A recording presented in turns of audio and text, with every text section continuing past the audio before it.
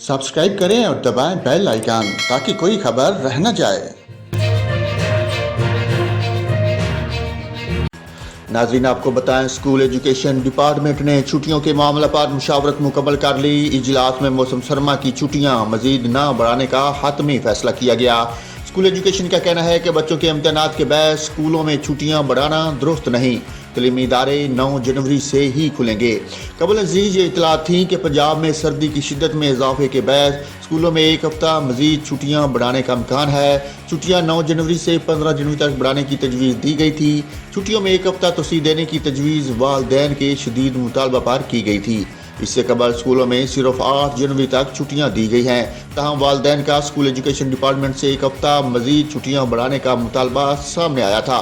School education department का कहना है कि छुट्टियां बढ़ाने के हवाले से तमाम सूरत हाल का जायजा लिया जा रहा था।